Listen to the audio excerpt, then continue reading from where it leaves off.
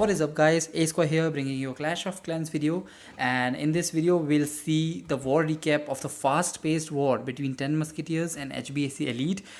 Just for the information, in yesterday's video I covered the live attacks of 10 Musketeers on HbAc Elite, and obviously the rush was too much. All the 10 bases were live at the same time, and so I was not able to cover all the attacks that were on yesterday. Done by 10 Musketeers. So today I decided to cover some of the attacks that deserve the credit and deserve a separate video. So let's jump right into the attacks that we missed yesterday. So the first attack that we'll see is of Likhit on Andrea's MX, and this base had like 4 attempts on it, and Likhit cleared it like hell. He just overkilled this base. I mean, that was crazy. Anyway, he starts with a queen walk, and his strategy is basically queen walk cold-blooded hobo attack. So he will start funneling his queen from around 12 o'clock to 3 o'clock, and from 3 o'clock he will start his main kill squad deployment. As you can see, he is funneling his queen towards the from 12 o'clock to 6 o'clock, the wizard helping the queen in funneling. It was important to take down some of the top buildings so that queen does not walk over to the 12 o'clock side, and make sure that the queen follows the route below 12 o'clock to 3 o'clock. The baby dragon to funnel the golem that will come on the cannon. There comes the golem at the cannon, and from this point on he'll funnel his troops inside the base through this gap that the base has. And funneling is the most important factor. This attack is a little bit slow developing if your queen is not at high leveled, and I would not recommend doing this attack if you have like 20 or 15 level of queen. You should do this you shouldn't do this attack until and unless your heroes are 25, at least 25 level. And see the push that kill squad is getting. The healers are healing the troops mid as well, so that is why the kill squad is able to penetrate that deep into the base. Now he has just a heal left, and some of the hogs that he'll deploy. The queen still at full health, doing her job, killing all the defenses. Hog coming in from the 6 o'clock side and the 3 o'clock side, taking out the expo, some of the flanking defenses. Giant coming in at the 9 o'clock to tank for the hogs that will be coming to the point defense, and tanking for the king. Deploying giants at TH9 is a good strategy. If you can do that, you should do that.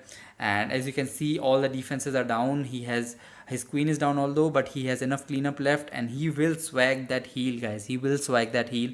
There comes the swag heal. That was absolutely fantastic. And mind it guys, he only had like 5 minutes to plan for this attack. And how better, we usually take, like, it's just cleanup now, we usually take like 30 minutes to plan for attack, and these guys, they were in a fast-paced war, so they were like getting 2 minutes to plan an attack, and these guys absolutely wrecked it. Although they lost the match, but still they deserve the respect of clearing all the bases that were presented to them. Now for the second hit, I think we will see Mr. Benzene hitting number 5.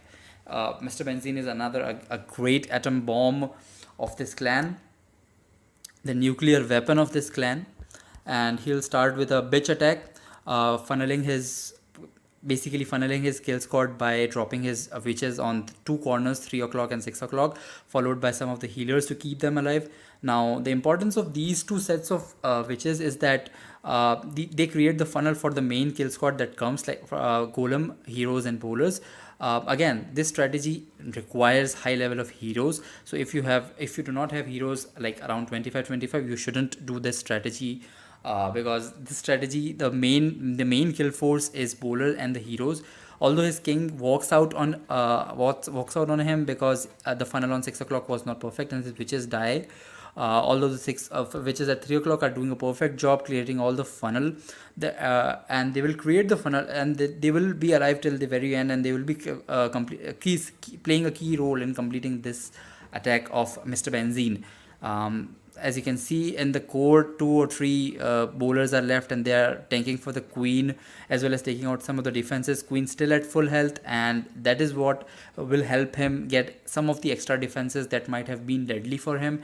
The queen steps it in the second core compartment, taking down the air defense, and soon it will be locking onto the cannon. There goes the cannon. 2 of the cannon locked onto the queen. He will pop the ability any moment now and take down the cannon, both the cannons. King is absolutely doing his job at full health right now, almost full health right now, and the witch is absolutely clearing. It's just clean up now. He swagged his clean King's ability, and it was a perfect match. It was a perfect hit. Good job, man. Nice hit. Um, we have two more attacks to see. Another attack is of, we saw the DP's attack in the last video, so if you guys haven't seen the last video, I recommend you doing that. I'll post the card of it right around here. You will see in the top right corner. We'll see Mayank's attack on 5, and then we'll see Hemanta's attack on 10. So we'll see Mayank's attack on 5 first. Uh, if I'm not wrong, Mayank is again going with a bitch attack. Yeah, the same strategy that Mr. Benzine followed. He'll do the same exact thing. This is a very good strategy in my opinion. If you want to do something like very quickly, you have a very small time to plan.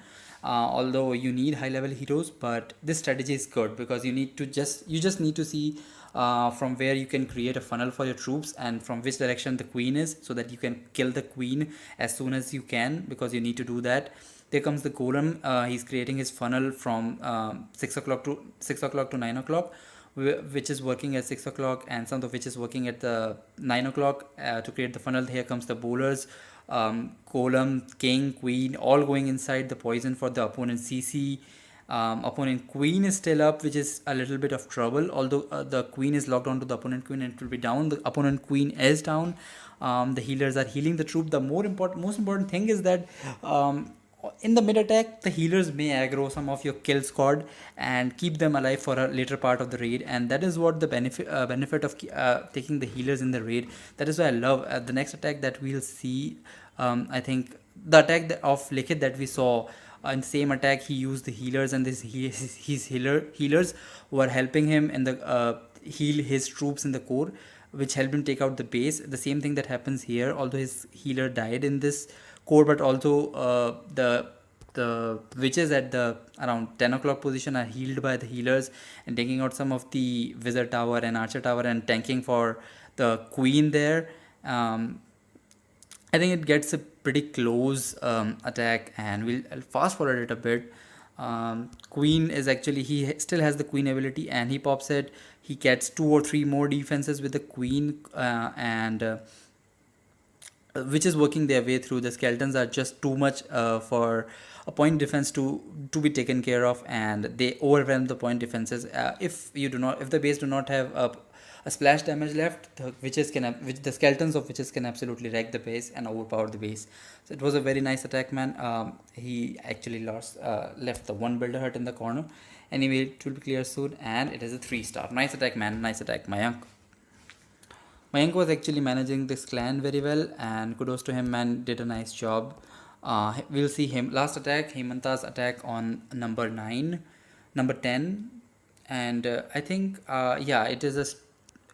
it is a stoned witch attack, and kind of different attack. You don't see that very often. It was a good. I like this attack actually. I like the concept that he followed.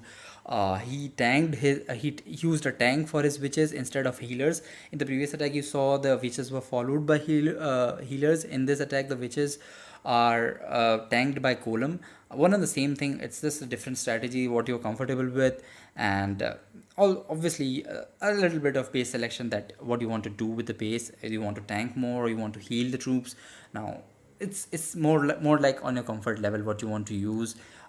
Jump in the core, poisoning the CC, another jump coming in, linking all the core compartments for his kill squad, the bowler, king, queen, all going inside.